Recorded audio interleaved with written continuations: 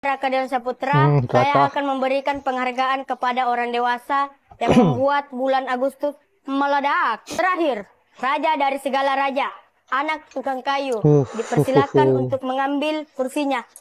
Maksud saya pialanya. Bodoh sekali kita kalau nggak melakukan ini. Kalau kita beli barang impor, bayangkan Bapak Ibu semuanya, kita memberi pekerjaan kepada negara lain.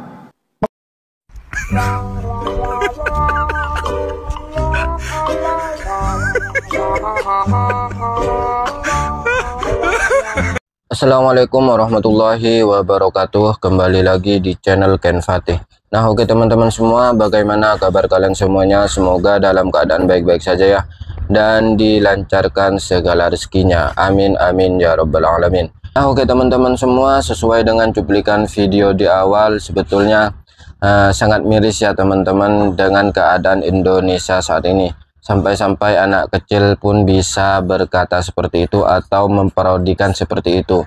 Itu berarti menandakan bahwasanya Indonesia saat ini benar-benar sedang tidak baik-baik saja teman-teman. Nah, oke teman-teman semua, selain anak kecil tadi, ada juga video parodi dan juga video sindiran daripada netizen untuk Pak Mol dan kawan-kawan. Tanpa perlu berlama-lama, kita lanjut saja ke videonya. Raka Dewan Saputra, saya akan memberikan penghargaan kepada orang dewasa yang membuat bulan Agustus meledak. Pertama, Om KDRT. Kepada Om KDRT dipersilakan untuk mengambil penghargaannya. Jangan ditendang ya Pak. Oh, ini kasus-kasus bulan Agustus kemarin guys, yang bikin heboh Indonesia ini. Kedua, Mbak Sianida dipersilakan untuk mengambil penghargaannya. Ketiga, Ibu-ibu sopan dipersilakan untuk mengambil penghargaannya. Jangan sambil makan ya Bu. Sopan. Keempat, pasangan bucin. Silakan diambil ya Kak. Terakhir, raja dari segala raja, anak tukang kayu, dipersilakan untuk mengambil kursinya. Maksud saya pialanya. Dek, bahaya nih. Tukang kayu juara 1 guys. Oh ya, dan Jan Estes. Udah pernah jatuh belum Bu? Jangan ya Dek ya. Berani ada kuasa sampah dan membeli seolah-olah yang punya rudinya. Jangan ya Dek ya. Hancur kamu Dek.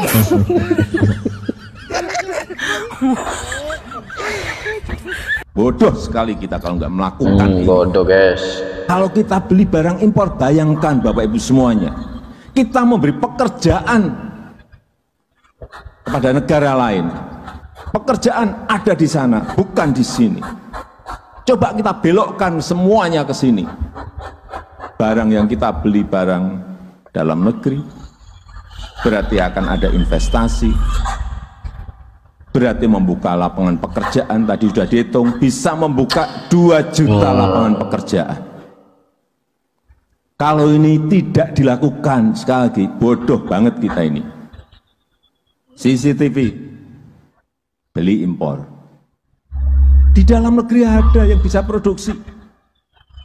Tempat tidur. Padahal kenyataannya tetap impor ya guys. Kasih Tangerang ada. Tapi para pendukungnya sih belum sadar juga ya. Apa traktor kayak gitu, bukan high tech aja impor. Jengkel saya. Pensil, kertas, saya cek impor, ballpoint. Ini apa ini kita? Seragam dan sepatu, tentara dan polisi beli dari luar. Kita ini produksi di mana-mana bisa. Jika kami terpilih sebagai Presiden dan Wakil Presiden Republik Indonesia, menolak lupa janji manis kampanye Jokowi di Pilpres 2014 yang lalu. Janji tepati dulu. menurunkan tingkat pengangguran dengan menciptakan 10 juta lapangan kerja baru selama 5 tahun, dan bantuan dana 10 juta per tahun untuk UMKM atau koperasi. Tapi faktanya mana guys, udah mau 10 tahun ini, tapi 10 juta lapangan pekerjaan belum juga terlaksana. Nyatanya sampai saat ini masih banyak yang nganggur guys. Lanjut saja guys. MRT, yang namanya LRT, yang nama kereta cepat, semuanya itu rugi. Artinya harus ada PSO. APBD harus siap untuk mengcover biaya operasional. Jadikan contoh MRT Jakarta, itu setiap tahun keluar 800 miliar untuk bangun sendiri, ngutang sendiri, begitu rugi ngomel sendiri. menutup Ikan lohan, ikan gabus, direndam dulu baru direbus. Supaya pembangunan maju terus, pinjam dulu 100. Dari mana duitnya? Kaget. Dari mana duitnya? Sabar. Aduh. Saya 2 kali memilih Jokowi. Sekarang menyesal. Ya udah lah Mas, mau diapakan lagi. Ya syukurlah, kamu menyesal. Yang namanya penyesalan itu datangnya di akhir. Kalau di awal namanya. Oh betul. Saya nggak tahu karena belum ada rapat mengenai itu. Jadi akan dirapatkan untuk masalah MK ini Pak? Belum tahu, saya belum tahu. Cukup Masalah ya? lapangannya seperti apa. Mulyono dan anak Mulyono ternyata mempunyai hobi yang sama, yaitu sama-sama hobi tadi. Betul. Ternyata benar apa yang dikatakan oleh pepatah, bahwa buah kecubung jatuh itu nggak akan jauh dari pohon. Betul banget. Ya Allah.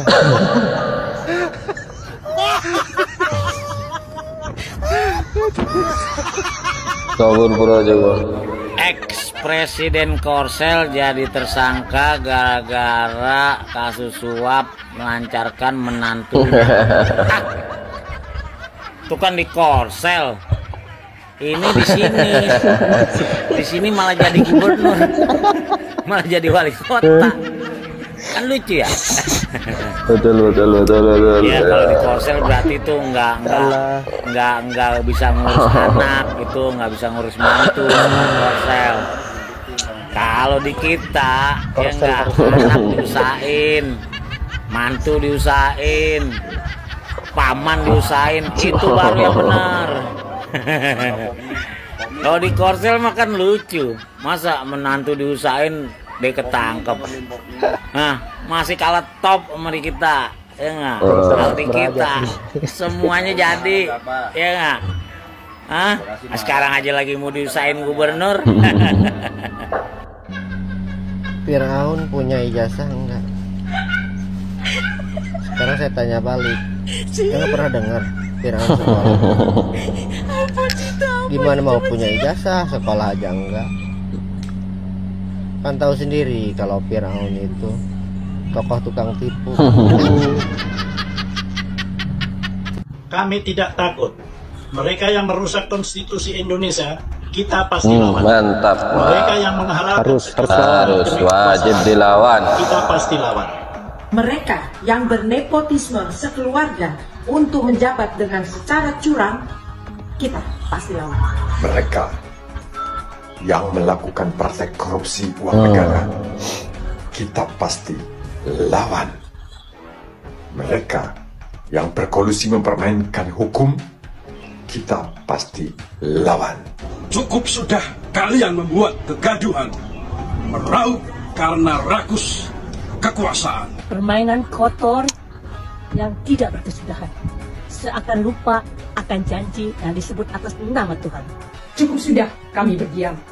melihat terik jahanam yang semakin menerkam, merobek konstitusi yang semakin terancam, seolah bangsa ini bisa terus dibungkam. Jangan biarkan tanah air kita ini tersihir oleh tipu daya yang terus bergulir. Pelanggaran etika jangan sampai terulang. Waspada pada upaya mereka yang terus mencari penguasa. Pertahankan hukum dan reformasi. Kita terus berjuang agar jangan lagi dipermainkan oleh para pecundang. Negara Republik ini bukanlah kerajaan semesta, melainkan dari keberagaman suku dan agama. Kedaulatan penuh di tangan rakyat. Vox Populi, Vox Dei. Suara rakyat adalah suara Tuhan.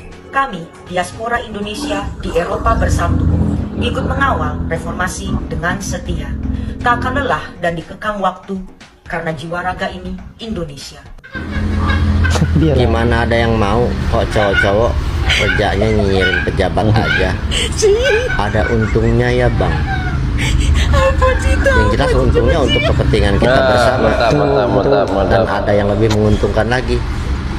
Untungnya saya bukan pengikut si Fir'aun Jawa.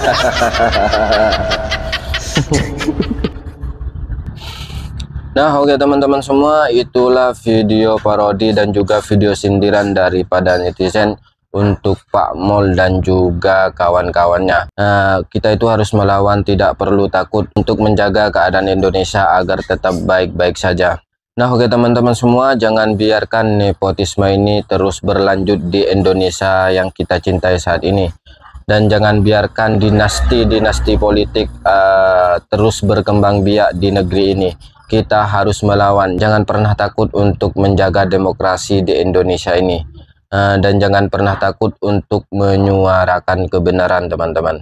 Karena kebenaran itu pasti akan menemukan jalannya sendiri. Oke teman-teman semua, kurang lebih 1 bulan lagi Pak Mulyono ini akan segera lengser dari jabatannya.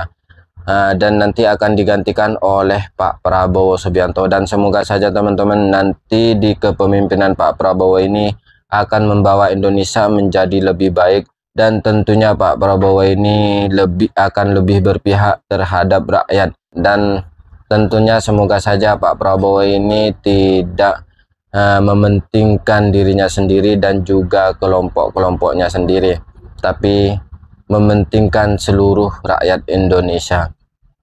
Dan semoga saja Pak Prabowo nanti tidak melanjutkan program-program Pak Mulyono yang nyatanya merugikan negara dan juga merugikan rakyat Indonesia teman-teman. Sekian dari saya, wassalamualaikum warahmatullahi wabarakatuh.